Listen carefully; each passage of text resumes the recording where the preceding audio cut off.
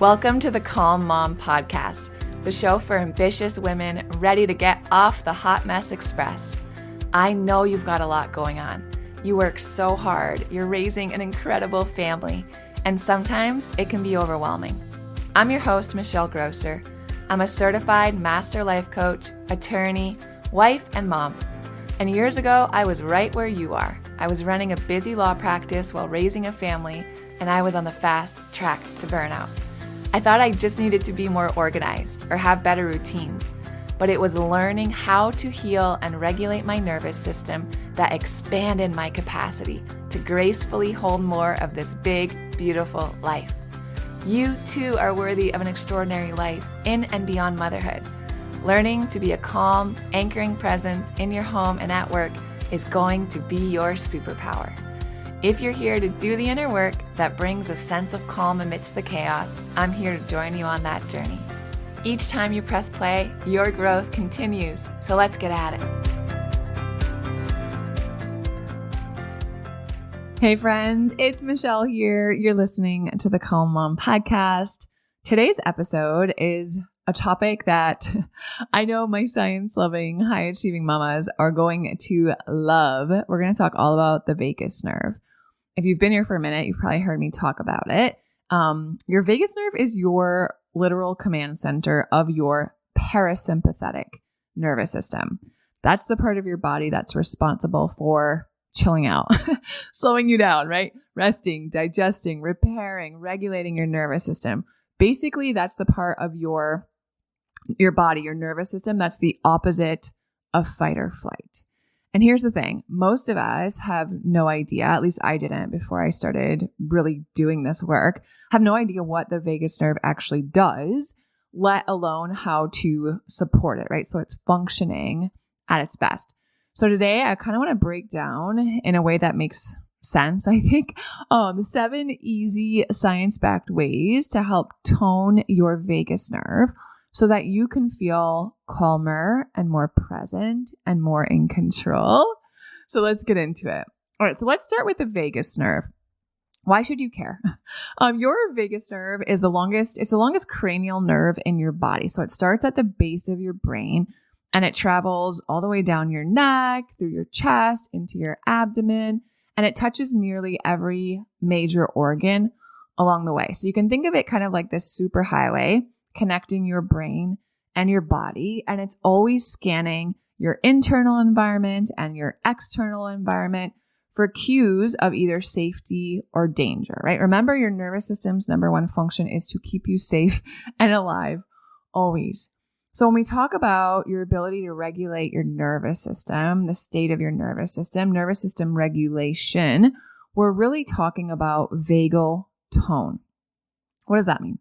High vagal tone means that you are kind of flexible, right? You can move through stress. You can return to calm more safely. You feel safe in your body. You can bounce back after really stressful things or really hard things. You tolerate discomfort well if you have high vagal tone. You don't tend to spiral. You're emotionally resilient if you have high vagal tone. With high vagal tone, you digest your food better, you sleep better, you're less reactive. Ultimately, all of those things are a nervous system that feels safe, right? Safe in your own skin. So we want to have high vagal tone, right? We want all of these things. I want to be flexible. I want to be emotionally resilient. I want to digest better and sleep better and be less reactive. If we don't have high vagal tone, if we have a low vagal tone, that's when the stress lingers. That's when your nervous system stays stuck in fight or flight or freeze. That's when you start to just feel anxious and wired but tired and overwhelmed by the smallest things. And that's when it feels really hard to truly relax. So your vagus nerve matters. The tone of your vagus nerve matters. And the best part, and why I get so excited about this, is that we can tone it, right? Just like a muscle, just like we do exercises on other parts of our body, we can tone our vagus nerve. And when we do that, when we have practices in place to tone our vagus nerve, we literally rewire our body to help us shift out of fight, flight, or freeze, out of survival mode and into a place of safety And inside of Burnout Recovery Blueprint, you guys, we've created a full regulation toolkit. It's a somatic resources library. So if you join BRB, the doors open again in the middle of April. So stay tuned if you want to join the spring cohort, if you've been thinking about it. But inside of Burnout Recovery Blueprint, you have that regulation toolkit, and it is full of guided somatic practices to support this exact transformation. I think right now we have 35 or 36 tools in there, body-based tools, body-based practices to help tone your vagus nerve. Each of these practices only takes a few minutes. So if that is something that would be helpful to you, and if you're curious, the next cohort of Burnout Recovery Blueprint opens in just a few weeks. And I'm going to walk you through how to do this in a step-by-step way.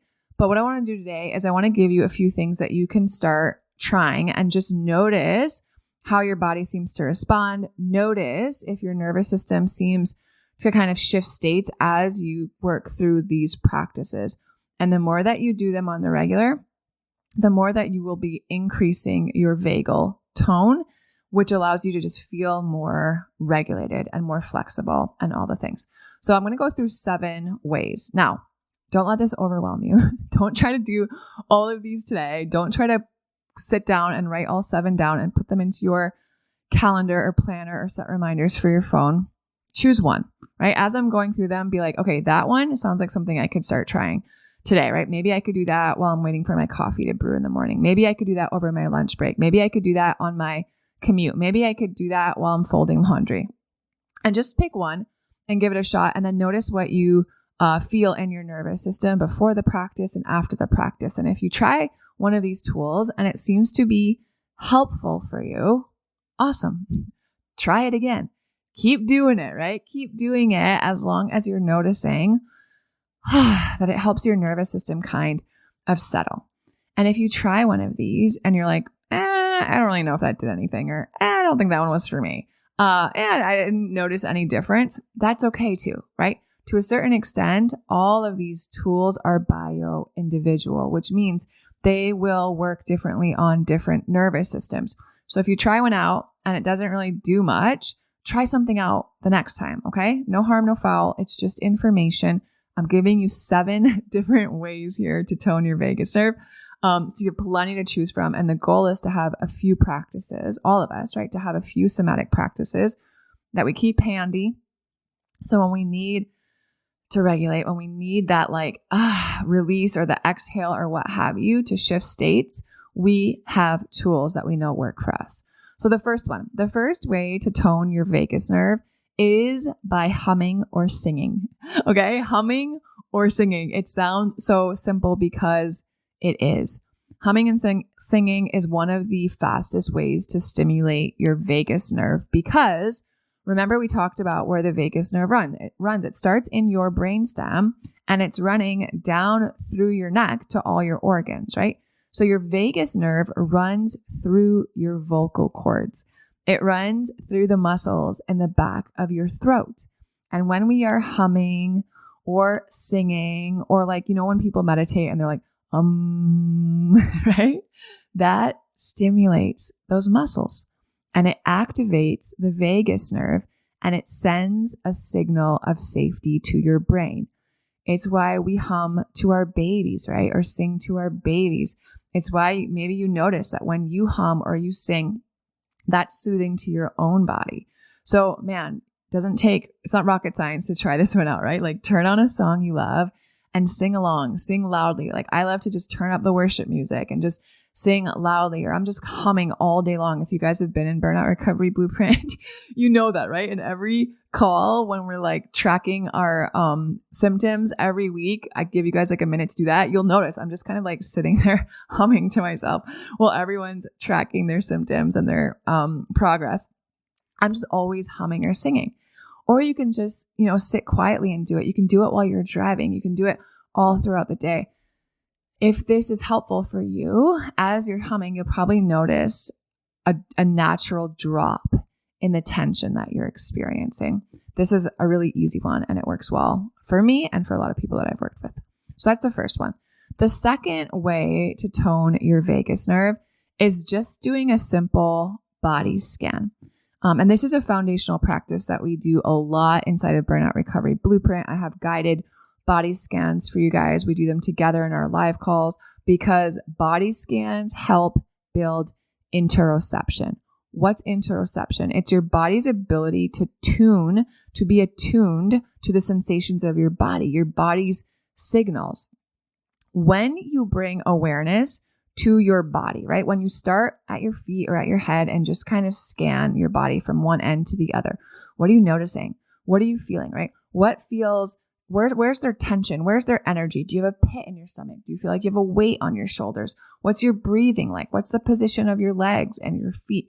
When you start to notice these things without judgment, you are telling your nervous system, hey, we're safe enough to slow down and feel what the body is communicating with us right now.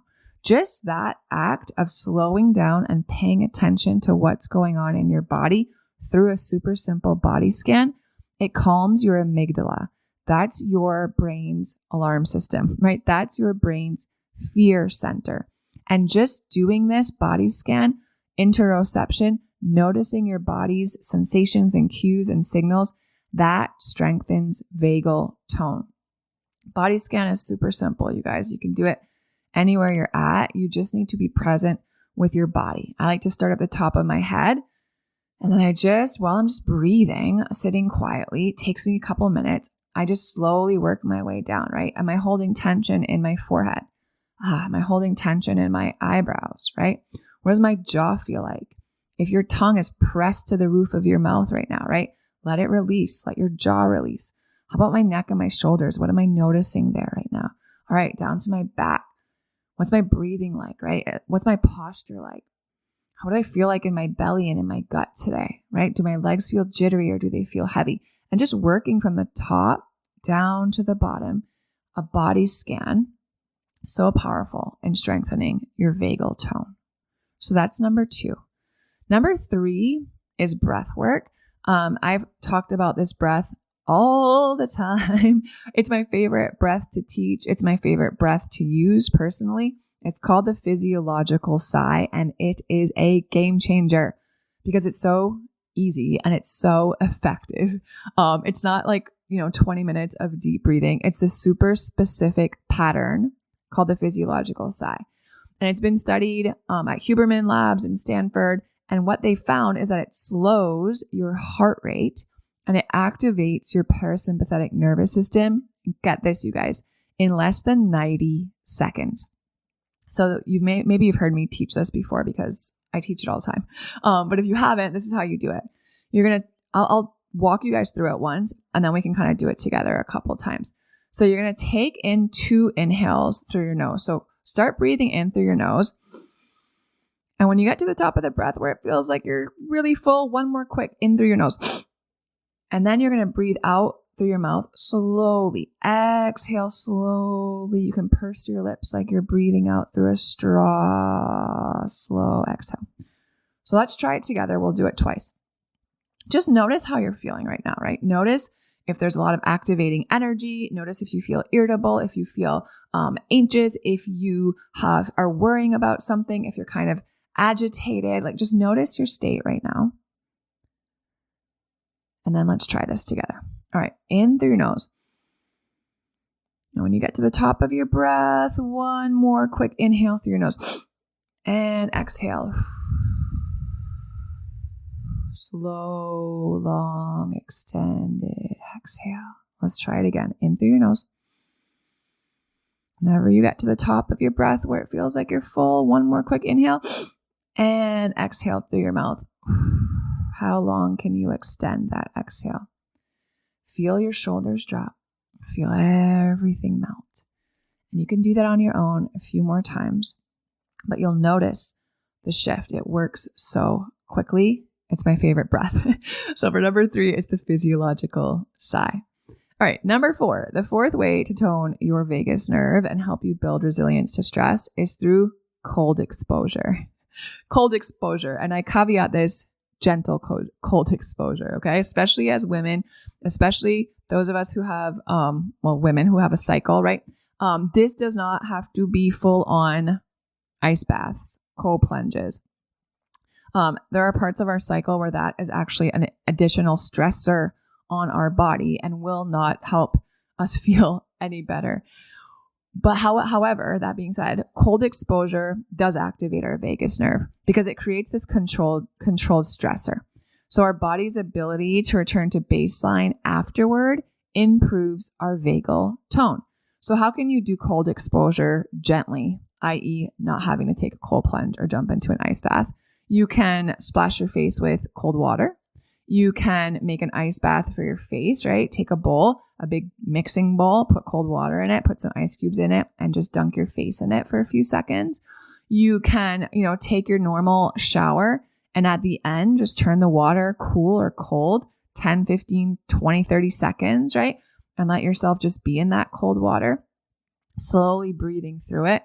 What you're doing is you're training your body to be in a stressful condition and return to calm afterward. That is the strengthening. That is part of toning your vagus nerve. So that's number 4. Number 5 is gargling. Gargling. Yes, like you do when you are, have mouthwash or when you have a sore throat and you're gargling salt water. Maybe it feels weird, but hear me out. Like humming, gargling does a similar thing, right? It stimulates those muscles in our throat that are connected to the vagus nerve. So this one is especially helpful if you tend to be in a dorsal vagal collapse, if you tend to feel the freeze response or experience the freeze response, if you tend to feel disconnected or kind of dissociated or just kind of numbed out, this can be really helpful. So just gargling with plain like room temperature water, 30 to 60 seconds until your eyes start to water. That's usually a sign that your vagus nerve is firing. And that's a great practice. So that's number 5, gargling, super simple. You can do it anywhere. And then number 6 is progressive muscle relaxation. This one's also in the Burnout Recovery Blueprint Somatic Library. We use this all the time. I use this all the time. I use it with my kids all the time because it's so effective and it's really helpful for me to help me release tension in my body. So how does it work? Or let me talk about why it works and then I'll teach you guys how to do it. When we systematically tense and then release certain muscle groups, we're training our body to actually recognize and differentiate tension, right? Holding tension in our body. So in our neck, in our face, in our back, in our jaw, right? Eyes, legs, holding tension, and then how that is different from relaxing the muscle, letting the muscle release, right? Softening the muscle, kind of letting it melt. When we help our body, when we train our body to recognize the difference between tension and relaxation in our muscles, this builds nervous system awareness. And that helps us to shift into a parasympathetic state, rest and digest state. So how does it work? You can start with your toes and kind of work your way up. I usually like to separate in upper body and lower body. So you can start with your lower body, you can start with your upper body, but let's try upper body now. Here's what you're going to do. You're going to tense that muscle group. So every muscle in your upper body for 5 to 7 seconds, and then just let everything release. So the way I usually do it is I count down 3, 2, 1, and then I squeeze my hands closed into fists. I squeeze my arms in close by the side of my body, right? I bring my shoulders up by my ears and I squeeze everything in my shoulders. I squeeze all the muscles in my arms, and then I just kind of make a really funny face, squeezing every muscle in my face, contracting, right? Like I just ate something super sour. And it's 3, 2, 1, squeeze, squeeze, squeeze, squeeze, squeeze, squeeze, squeeze, hold it, hold it, hold it, and release, right? And then I'll take a deep breath, and then I'll usually do some neck circles or just something to help me open up that space, let that